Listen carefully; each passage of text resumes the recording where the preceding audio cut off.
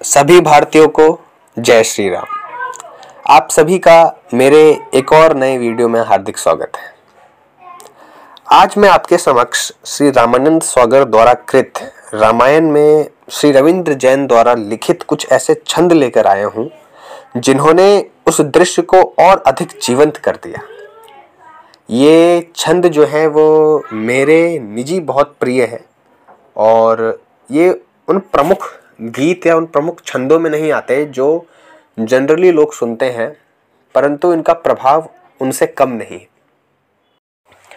इस वीडियो में मैं अपने मनपसंद कुछ छंदों के बारे में आपको बताऊंगा और मुझे ये यकीन है कि उन्हें सुनने के बाद आपके मन में भी ये जिज्ञासा जागेगी कि आप उन छंदों को रविंद्र जैन जी की आवाज़ में सुने। ये छंद उस दृश्य का है जब केवट प्रभु राम, माँ सीता और लक्ष्मण जी को गंगा पार करा चुके होते हैं। इस पे माँ सीता श्री राम को अपनी अंगूठी निकाल के देती हैं कि वो केवट को उनकी उतराई, ये कह सकते हैं उनकी फीस दे सके। परंतु केवट के भाव को रविंद्र जैन जी ने अपने शब्दों में कुछ इस प्रकार वर्णित किया है। रघुराई हे रघुराई, धोबी से धोबी न लेत धुलाई, नाई से कछु लेत न नाई, तुम भी केवट मैं भी केवट, कैसे तुमसे लूं उतराई। कर दीजो भव पार प्रभु मोहे, कर दीजो भव पार प्रभु मोहे, जब घाट तिहारे आई हो, मैं तो उतराई तब लई हो, मैं तो उतराई तब लई हो। यह छंद उस दृश्य का है जब श्री हनुमान जी लंका पहुंचते हैं और माता सीता की खोज प्रारंभ करते हैं। इस खोज के दौरान उन्हें रावण के महल में भी जाना पड़ता है जब वो सो रहा होता है, और मंदोदरी के महल में भी जाना पड़ता है। तो इस दृश्य को रविंद्र जैन जी ने कुछ इस प्रकार वर्णित किया है। अति लघु रूप धरेउ हनुमाना, पैठा नगर सुमिरो भगवाना, हाट बाट घर गलियन डोले, भेद लगावे भेद न खोले।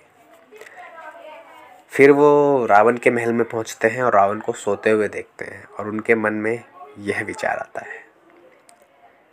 कपटी छली दुरात्मा, लंका को यह भूप, मानहु सोए दंभ मद, धरी रावण को रूप। जिसने माँ सीता हरी, हर लूं उसके प्राण, फिर सोची इस श्रेय के, योग्य नहीं हनुमान।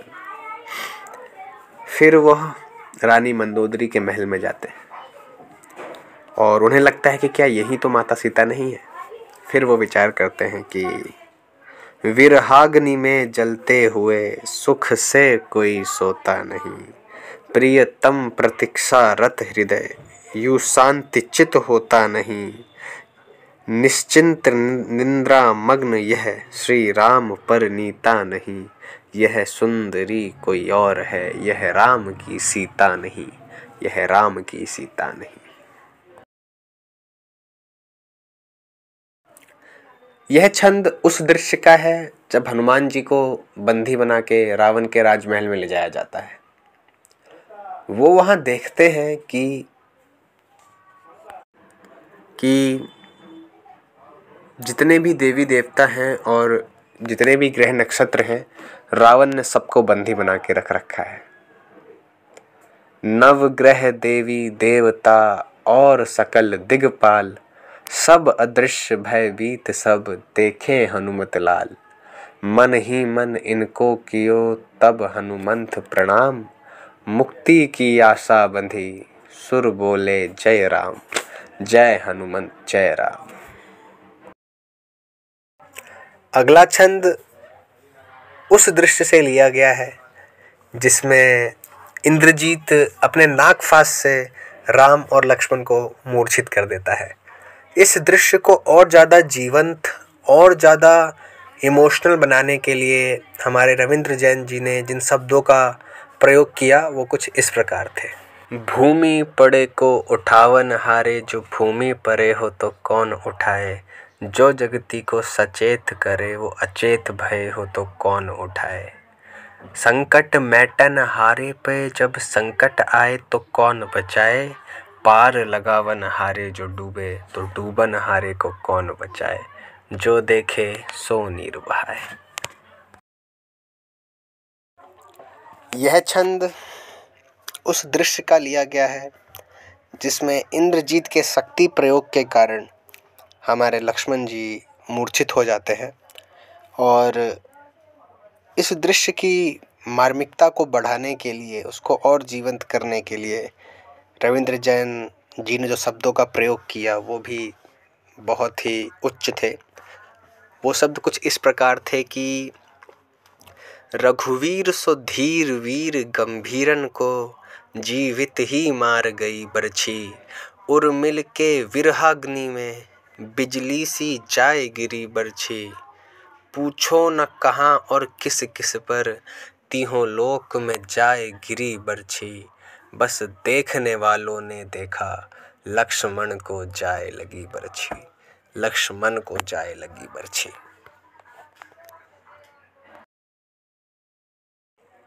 अगला छंद उस दृश्य का है जब इंद्रजीत के सभी अस्त्र विफल हो जाते हैं और युद्ध के अंतिम क्षणों में आके वो अपने 3 सबसे अमोघ अस्त्रों का प्रयोग करता है, ब्रह्मास्त्र, नारायणी अस्त्र और पशुपति अस्त्र। परंतु वो तीनों अस्त्र भी लक्ष्मण का वध नहीं कर पाते हैं। इस दृश्य को रविंद्र जैन जी की लेखनी ने और उत्तम बना दिया।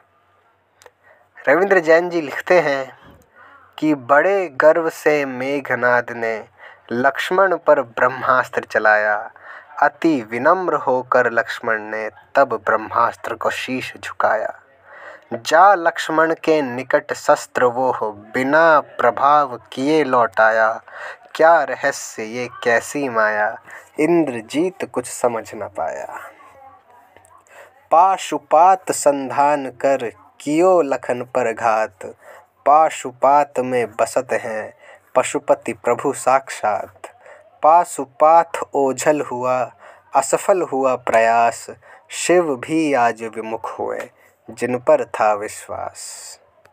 हो नारायणी अस्त्र से दुष्टों का संहार। शेष नाग पर शस्त्र ये कैसे करे प्रहार। साधारण मानव नहीं ये लक्ष्मण बलवान। जान लखन की शक्ति को खल हुआ अंतर्धान। अगला छंद मेरे हृदय के बहुत करीब है क्योंकि ये मेरा सबसे प्रिय गीत और ये सबसे प्रिय छंद है जो मैंने रामायण में सुना। ये वह दृश्य है जब इंद्रजीत को ये ज्ञात हो जाता है कि लक्ष्मण कोई साधारण व्यक्ति नहीं है और लंका की पराजय निश्चित है। और इंद्रजीत ये भी जान जाता है कि आज उसका अंतिम दिन आ चुका है, परंतु वो अपने पिता के पास ये प्रस्ताव लेके जाता है कि हम ये युद्ध नहीं जीत सकते, आप माता सीता को वापस कर दीजिए। परंतु रावण तो रावण था, उसने इंद्रजीत को ज़बरदस्ती युद्ध में जाने के लिए कहा। तो ये वह दृश्य है जब अंतिम बार इंद्रजीत अपने परिजनों को देखता है और जब वो अपनी पत्नी के पास आता है तो कुछ इस प्रकार इस दृश्य को रविंद्र जैन जी ने लिखा है कि प्रियसी दो अंतिम बार विदा। यह सेवक ऋणी तुम्हारा है। तुम भी जानो मैं भी जानूं यह अंतिम मिलन हमारा है। मैं मातृ चरण से दूर चला इसका दारुण संताप मुझे। पर यदि कर्तव्य विमुख होऊंगा जीने से लगेगा पाप मुझे।